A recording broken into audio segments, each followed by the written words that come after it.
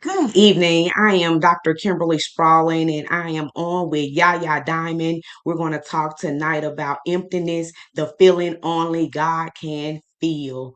It is my pleasure to be on the video call tonight with Miss Diamond. Yeah! Hey!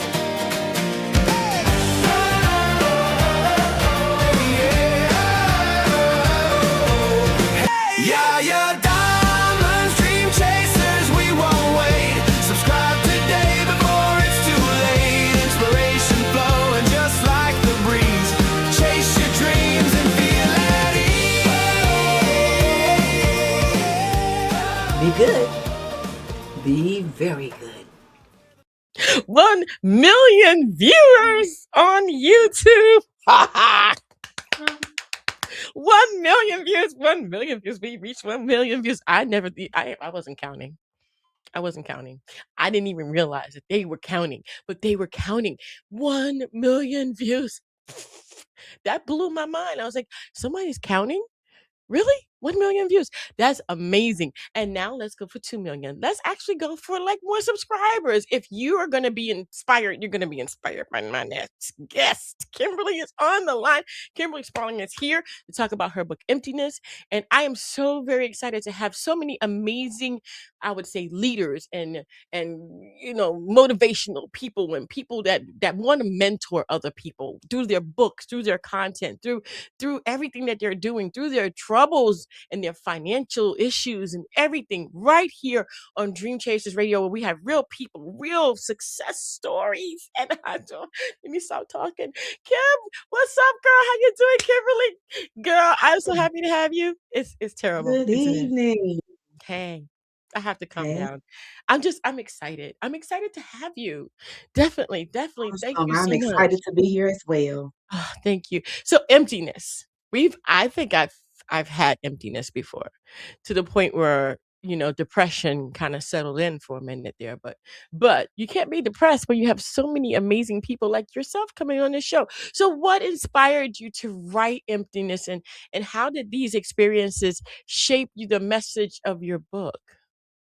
It's a God-inspired work. It's rooted into my personal journey. Mhm. It reflects the pain and the hurt that I experienced from childhood, even into adulthood. I lost my mom at a very early age. Although my biological father was present, I still struggle with the feeling of abandonment. Mm, And so living with my aunt and living with others, I still felt uncomfortable, unwanted, violated at times. Um, but even in this experience, I have a testimony that mhm. God gave me his power of healing. And so it is revealed in this book how he meets us in our brokenness and restore us from the inside out. My gosh. My gosh. I'm so sorry that you lost your mom soon. I mean, it affects the loss of a parent, a loving parent. I'd have to say, I have to define that, is traumatic no matter when you lose, but there's an emptiness or a void of maybe learning from that person if you lose them too soon. And so Correct. that I can empathize with you, but I don't understand it. You know what I mean? Because it didn't happen to me. Right. It happened to me in a later in life. But it still hurts because Yes, it is. you love them. You love them. So how do you define emotional emptiness, and why you think so many people struggle with that?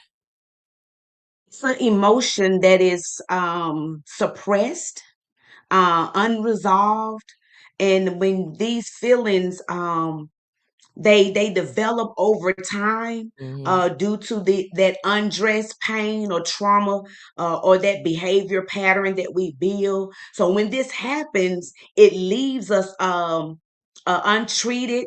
It take root. It begin to shape our thoughts. It begin to shape our behavior, our identity, and then it begins to just pour out of our heart. And so to do that, you're not realizing in due time, you're taking what you feel on the inside and you're living it out day to day. You're pouring it on other people that don't deserve it. So it's Mm, those emotions that have not been resolved, needing to be resolved. They've been suppressed over the years. And I just think that it becomes a void. It becomes that emptiness inside of us that needs to be filled. And yeah. God is the only one that I know that can fill it because True he that. filled mine. Yeah. True that. True that. True that. I tell you what, we gonna have to just go there. True that.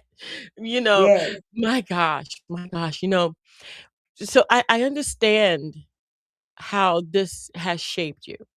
But can you share a personal story or antidote from the book that highlights your journey from the emptiness to spiritual fulfillment? So one will be it started, a lot of it starts in your childhood. Mhm. So again, I lost my mom when I was 6 years old. I had a family member to come in and try to keep the family together. In the midst of that, um, being a young child, didn't know, just wanted to be loved, but I was violated.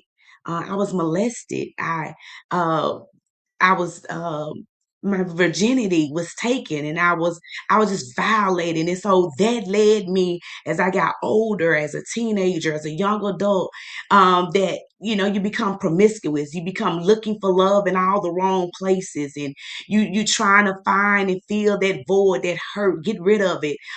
Feel like you're worthy. Don't feel ashamed and guilt. And so it just came to a point where I had to reach out, and I reached out to spiritual leaders, and they prayed over me and talked to me, reading the word. Not knowing exactly what I was understanding and getting clarity as I do today, but it helped me. And then just being open and honest about where I was and just allowing the word, the mentoring, to bring that uproot that out of me to now today, I know what true love is, and I know what true love looks like. I hear you. I hear you. Wow, I'm so sorry. I don't know many people who have not been molested. That's sad. It is. That's sad. It's really truly sad. I don't know many people, even the people who are really really kind of like hovered over as a child by their parents. Some of them slipped through the cracks too, Mhm. because it was a family member or someone that they thought Yes. they trusted, and obviously they could not trust them. So, yeah, it can be a friend, a family member. It could be at school, and For and me, it you was a know family member. Yeah. yeah. My gosh, my gosh. So, how can someone begin to invite God's presence into their inner void when they're feeling distant or disconnected from faith? One, you have to, I truly believe you got to acknowledge the feeling. Be honest with what you're experiencing. Take action, and that action will be is to get with someone that is of strong faith. Mhm. Someone that is rooted, that can navigate you, help facilitate you through the word.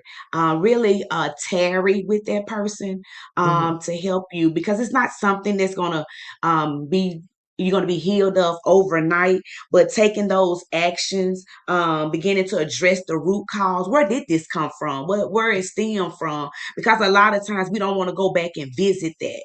We don't want Yeah. to visit where it started from, what is the root of it, and then seeking that help. Seeking that help.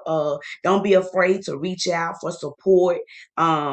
Whether it be spiritual, whether it be someone that you know that you can truly confide in, and then in Mhm. that time frame, just allow God just to heal you, and it just comes over time. Mm. Allowing Him to heal you, inviting Him into the process Mhm. until you're Wow. healed. Yeah. So, are there any daily practices that you suggest people do, or any steps that you recommend they do to fulfill their emotional emptiness with spiritual wholeness? Well, far as me, it's more of I do read the word. I do read the word a lot. Mhm. I do a lot of worshiping, thanking God for where I am, because I know it could have been a total different outcome for me. Yeah. Um, just seeking that daily meditation of living. I know we can't all live, or we should strive to live a stress-free life. Mhm. Decluttering our minds of other people thoughts about you, it becomes hard, but Yeah. decluttering your mind and just focusing on truly who I am and who I want to become. Mhm. um and reading devotionals help me. um Reading books concerning the areas where I felt empty at, anger, bitterness. How do I get this under control? Not so much of a coping mechanism, but how can I handle this and acknowledge the triggers when it happens, Yeah. so that I can cope with, deal with it in a better, in a more positive way.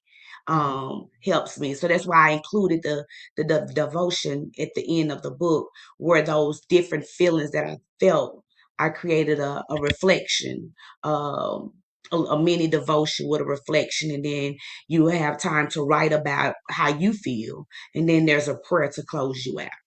Sweet, sweet. I know that a lot of people have support when things like that happens, some people have told me that no one believed them when they told them that this happened. What kind of support system did you have behind you, and did you reveal that in the book? The support system that I had behind me is I had a spiritual mom. And then I had a young lady that I drew close to and confided in. She was much older than I was, at church, and we talked about the things that I was facing. And a lot of times I just journal my feelings. Mm, I just journal what I felt, and if when I needed to really compartmentalize them, I reached out to them and talked to them. Um, and then, of course, I was able to become a part of a ministry, and that pastor there really helped me to see you just like a dead fig tree. You got leaves, but your fruit is dead because of the mhm, roots. mhm, That at the end of it, and he just acknowledged all the, showed me all my roots, wow, and he just dealt, in counseling. He just outside of counseling, him and his wife supported me, just having that support system, mhm, um, helped me wow, get through it. Yeah. yeah. You know how when you read a book and you can read between the lines? What would be one of the things that is between the lines in your book that most people would probably get? They will probably get, this young lady is, um she's open about how she's feeling because she has a desperate desire for others to be healed, um to be whole, because when we're not, we just that impacts, that really impacts others in a very negative way. And so to be able to see themselves in the book as they're reading it, and realizing that, hey, I'm not in this alone. There is someone that has gone through this and now can walk me through it. Yeah, I think that's what they'll get out of it, because oftentimes we feel like we're alone in this, yeah, that we're the only one feeling these pains and feeling the hurt and feeling the disappointment, until we really began to communicate with other people or read other uh, articles, you know, yeah, and yeah, books that we yeah, can relate to. yeah. What was the one piece of information that you got from someone else that you put in the book? Like something that you kind of live by now that you got from someone older than you or someone more experienced than you before you wrote the book? Or is there? I was reading a book, and I stand by it. And I oftentimes, being a school teacher, I tell this to my students: we are not defined by our environment. Mhm. And so sometimes we look at our environment and we allow it to define us, and we move in that motion, we move in that way, but our potential, our life, our purpose, our plan is not defined by our environment. Do our environment have some kind of foundational, some kind of impact? Yes. But do I have to live in in that moment or what the environment showing me every day. I see the alcoholic, I see the verbal abuse. So do I have to live that? Yeah. No, because that's not my plan. That's not my purpose. That's not my life. And so I read that in a book. And it really stuck with me that you never let your environment define you, because your environment can be compact of a whole lot of different things. Yeah, yeah. Well, I absolutely love what you've done. You've taken it and you've healed yourself. How long did it really take you? And are you still going through that healing process? Because I know that sometimes, I revert back to, oh my gosh, I can't believe she's gone. I can't believe he's gone. You know what I mean? And it's like I feel like an orphan sometimes. Like I need to be in an orphanage or something, but I'm too old for that. But sometimes I just kind of revert back, and it's hilarious to think that way, but at the same time, it's like you feel that way, because the one person that you used to go to is no longer available. So I am still in some areas, because some things as I got older, that I dealt with as being as an adult, Mhm. that I'm still healing from, and that was things that I experienced in my marriage. But far as my childhood and coming into being a young adult, even today, I sometimes often think about how would it have been, or how would my life have been if my mom was Yeah. still here. How would it have gone? And sometimes I play those moments where, she would come in from work, got those fresh Krispy Kreme donuts, and we Stop. just sit in there drinking orange juice. And then we lay up on the couch together and watch Young and the Restless. And I think about those moments, and I was like, well, I wonder what would it really been like. But I also think about, now I can, I went through all of that and God healed me. Ooh, I'm about to get emotional. He healed me at the right time, because now I didn't pour those emotions and that hurt into my children, Yeah. and I was able to show them love, the love that I didn't receive after my mom passed away, received as I was growing up. Yeah, everybody was doing the best that they could to be present for my brothers, my siblings, and I. They was, everybody was doing what they could to be, a provider, but nothing can take a place of the mom. No. Where is mom? And being healed at the right time when it came to me having children of my own, so now I can show them real love. I can embrace them, and they don't have to experience this anger. They don't have to experience this bitterness that I had, but they did experience some of the resentment, or that I felt as I, being, with my husband. We went through some things, but now we are Mhm. at a very peaceful place. And it hurt when my son said, "You all at the best place of y'all life right now." And I was like, "Oh, well, you was really paying attention. We thought we was hiding Mm. everything."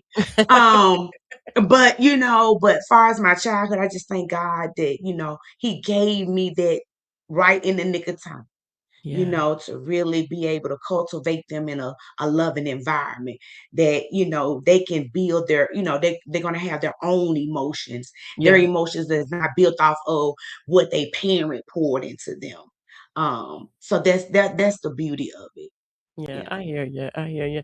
And it's beautiful that our lives are not really reflective of our parents' lives, that our lives can be different and can be more fulfilling. And sometimes we just don't know the plan of the Most High, and we just have to roll with it. Just have to Yeah. roll with it. And I'm glad that you are healed in some aspects and still healing in others, and that your marriage is going well. That it's important that we learn and try to impart in our children what we didn't have as children. And I know a lot of people say, well, you're trying to make up for something you didn't have. Yeah, yeah, I am. I Yeah. am. I literally am. Yes. Yes. And so, yeah, it's not an insult. I am really doing it. And I love that you put your book out, Emptiness, and that you're talking to people who may have felt empty and may still feel empty and may have lost their parents at a young age and just never been able to maybe recuperate from that and fill that void. If you were talking to someone face to face and you had to tell them something from your book, or talk to them about it and kind of get them started, what would you tell them? Hmm, it's a lot there. Um, I would tell them to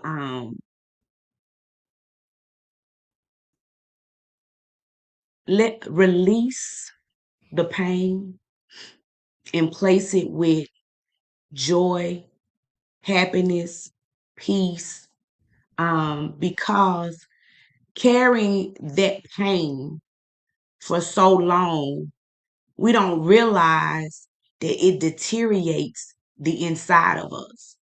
Sometimes our sickness don't necessarily come from food, or it don't necessarily come from another genetic. Sometimes it comes from the pain and the hurt that has been so rooted in us for so long, and it overwhelms us. So I would tell them to let release the hurt.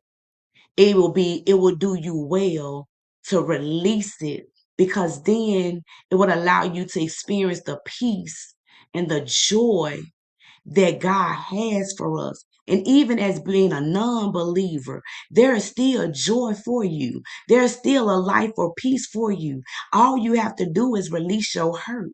Just release your hurt. If you are not a believer of God, you can still release your hurt and experience something that you never experienced before, that will make you feel so much better on the inside. Because believe it or not, our trauma, our pain, our disappointment, when we hold on to it, it's just like cancer. It just spreads. It spreads and it takes over your thought process, and it just really takes over you, and it have you in a place of depression. I don't want to do, I don't want to go, I don't want to move. And then before you know it, life has passed us by. But if we just release it, acknowledge it, take action, seek help, and just allow God to heal you. And if you're not a believer, whoever you have been led to be your support. African American people don't believe in going to psychiatrists, and I ain't laying on nobody's couch. I ain't giving nobody all my business. But that's the best place. If you're not gonna give it, if you're not faith, if you're not a believer, over to God and wait on him to do it, then go to one and allow them to heal you, because your hurt other people. Hmm. And until you get healed from it, you're gonna keep hurting other people. Wow. Wow. Wow. Amazing. That's great advice. Definitely great advice. Thank you so much for being here. Where can people find your book? You can find my book on Amazon. You can find my book at babybook.com. You can go to their bookshop. You can find it there. You can find it at bookmarkalliance.com.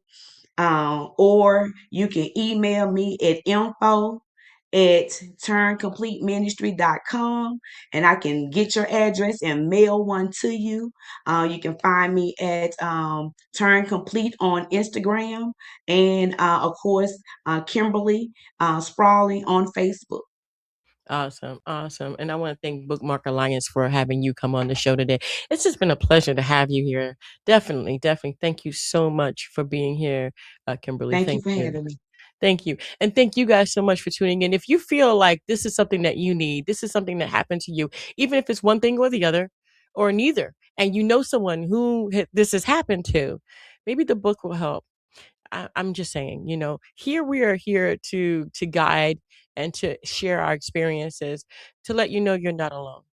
And you're not alone in this. There are many, many other people that have gone through something similar, and they're here to help you, just like Kimberly is here to help you. I want to thank you guys so much for tuning in. We're going to put the link to Kimberly's book in the description box so it'll be easy for you to find it. And until next time, thank you guys so much for tuning in. 1 million views and counting, I guess. Somebody's counting. Kimberly, thank you so much for being on the show again. Thank you. Thank you. Thank you. No problem. And until next time, guys, don't forget to dare to be different. Bye. Thank